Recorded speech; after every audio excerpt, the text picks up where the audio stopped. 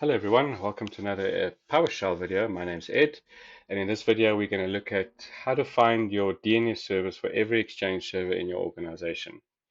Now, the reason I put this video together is because if you are troubleshooting an issue and you need to try and pinpoint where the DNS problem is, if you have one, the easiest is to find out which server has the wrong DNS, for example, or if you have switched domain controllers to a new domain controller and you need to update, you want to see which servers haven't updated so you can go and fix them.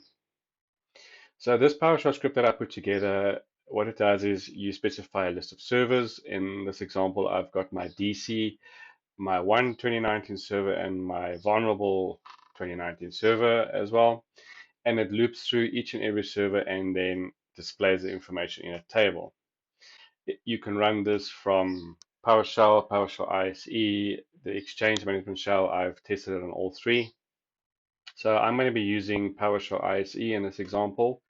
If I click on the Run Script button here, you can see it loops through the script, and then at the end it gives you the server name, what adapter it's using, and what the DNS is using. Now, in your example or in your environment, you may have multiple DNS servers because you have a DAG which has a different IP address, or it doesn't have DNS, for example.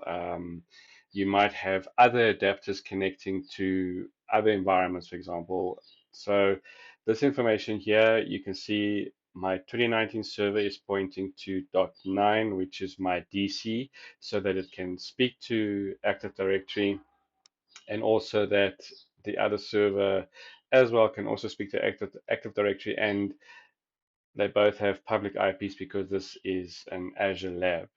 So this is a great PowerShell script for troubleshooting. If you want to find out what's different, maybe you've got a server here that has a different IP of .8, for example, which is an old DC, and it doesn't want to start its services, or it's got limited functionality, then you can come and check and then change it. I hope that you find this helpful. If you do, please subscribe to my YouTube channel. Thank you very much for watching.